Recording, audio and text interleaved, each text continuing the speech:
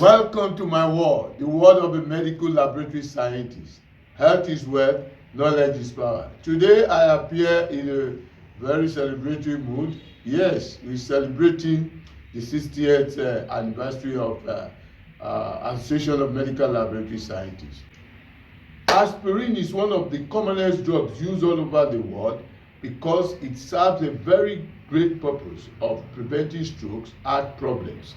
But as one gets older to 60 and above, there is that usual complications that arises, and that is because you start experiencing different type of hemolysis, that is producing blood in your urine, and also some fecal occult results.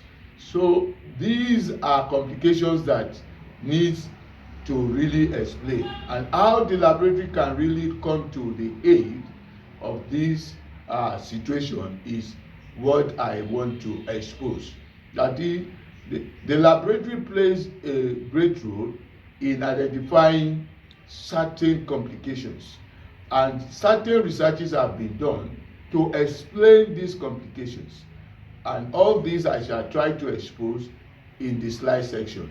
So if you like my presentation as usual, press the like button, subscribe, and more of these scientific medical laboratory scientific production will come your way. Aspirin complication and laboratory diagnosis. The outline: objective, introduction, complications, research findings, laboratory diagnosis, and our recommendations.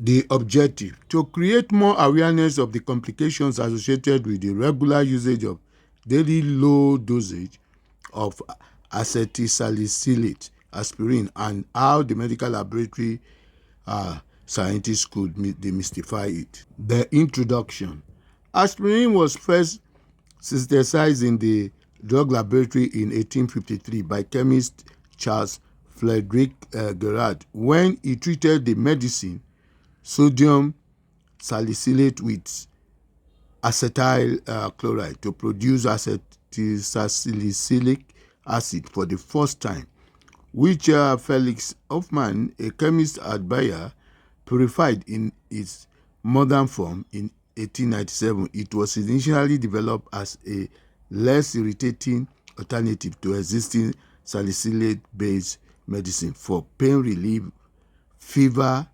reduction, antipyretic, and inflammation reduction, anti-inflammatory. So you could just understand, even as late as 1960, it was still just for fever and pain relief mostly.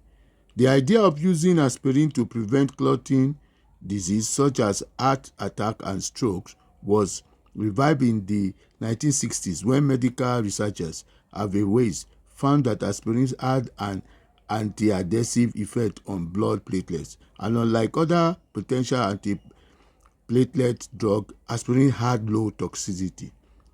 It is now regarded as a miracle drug because of its effect on cancer. It is a non-steroidal anti-inflammatory drug. The complications. The complications are the side effects. As good as aspirin is, the side effect is something that really makes for one to have a rethink of using it anyway. Common side effects of mild indigestion and bleeding more easily, and coughing up blood, or having blood in pee, poo, or vomit, as shown in you can see the diagram, the stomach region. Jaundice, that is, the white of your eye turns yellow or skin turns yellow too, a sign of liver problem, good, because of this hemolysis. The joints of hands and feet, as shown in becomes painful.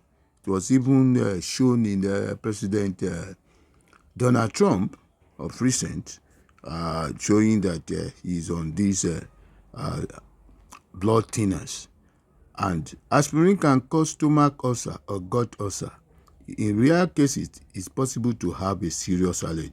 Research. Number one, it is well known that from epidemiological studies that regular intake of aspirin reduces the risk of cancer of the epithelial tissues, with the most profound protective effect being observed against colon cancers. You have almost 5 different papers on that. 2. Aspirin consists of 2 functional groups, just as I earlier did in the introduction when I talk of the acetate group, and the salicylate group. The acetyl group even acetylate the GC-SPD, the hydrogenase. So both of which have been implicated in its anti-cancer effect. Early investigation in this area are predominantly focused on the ability of aspirin to acetylate COX, leading to inactivation of enzyme activity as a primary mechanism to explain its anti-cancer effect. This is because inactivation of COX induces decreased prostaglandin synthesis and inflammation. These are immune substances that increase inflammation. It is argued that modulation of the functional activity of these protein by salicylic acid may contribute to the anti-cancer effect of aspirin. More research explanation on how aspirin prevents thrombosis. Aspirin is widely used for the prevention of arterial thrombosis, which is the formation of blood clot in the arteries. This is achieved by inhibiting COX, an enzyme crucial for the production of thrombosin. Thrombosin is a potent stimulant for platelet aggregation, and aspirin inhibition of COX leads to reduced platelet aggregation and clot formation. So by reducing this production, aspirin reduces platelet aggregation, which is a critical step in both arterial and venous thrombosis. When you talk of venous thromboembolism, VTE, aspirin is also used to prevent and treat VTE, which includes deep vein thrombosis that could cause stroke anytime, and pulmonary embolism. That's also indicative that could cause stroke, while the effect of aspirin on VTE prevention may be lower than with other glands. More finding. Aspirin may also cause subtle undetected internal bleeding. That is the one that is most common, that leads to anemia. Based on the new analysis of the aspirin data that looked at participants' hemoglobin and ferritin level, which were measured yearly. This is where the laboratory comes into play, and that's where the recommendation I made for using the laboratory to help in the usage of this aspirin. This new analysis, published in the July 2023 Annal of Internal Medicine, found that people who took aspirin were 20% more likely to have anemia compared with those not taking the drug. Although mild cases of anemia might not cause any symptom, the condition can lead to fatigue, weakness, shortness of breath, and dizziness, all of which result from the diminished oxygen level in the body.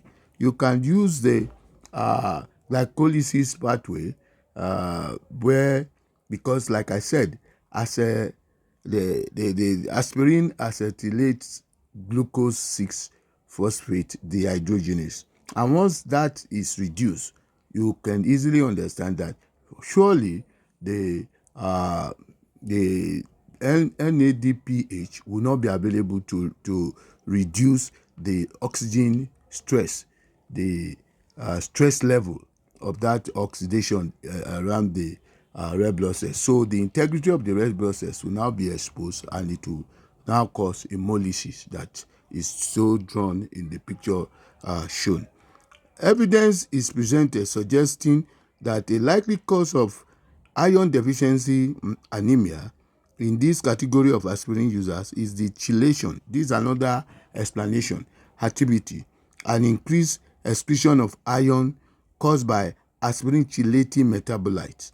It is estimated that some 90% of oral aspirin is metabolized into about 70% of the ACM salicylic acid, and which have high affinity for binding iron and ability to mobilize iron from different iron pool, causing an overall net increase in iron excretion and altering the iron balance. The laboratory diagnosis. The laboratory tests necessary to be done include the following. So many, but it depends on the kind of laboratory you visit. But one could just understudy this, that you could do complete blood count, serum iron test that will check for iron deficiency, because it could even show whether the iron is there is iron overload. Ferritin test, TBIC test, all these are relating to iron deficiency anemia. The D-dimer test will help you check whether there is a varicose vein, deep vein thrombosis, DVT. Urinalysis is also useful to check whether the blood, there is a blood coloration in your urine. You can also do, just as shown with all the readings. Fecal cut occult blood test will also give out a result that if there is blood, the dripping, it will always show. Another relevant test, probably every 3 to 6 months, because the lifespan of red blood cells is 120 days. So it is what we can easily do in many laboratories, especially in hematology laboratories. And finally, the recommendation. Let me start by concurring that aspirin is a miracle drug, very ubiquitous and almost applicable to many NCDs. However, I like to quote, although daily low-dose aspirin can help prevent heart attacks, this widely used drug comes with a downside, an increased risk of bleeding.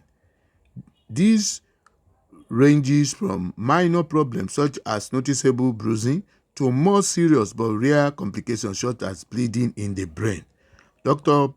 Piazza says, people may have taken aspirin for years, but since bleeding risk rises with age, it might be time for them to stop, or they may use the laboratory diagnosis, which is my own suggestion anyway, to monitor bleeding, especially with occult blood tests that can detect internal bleeding, or do a clotology study to know more.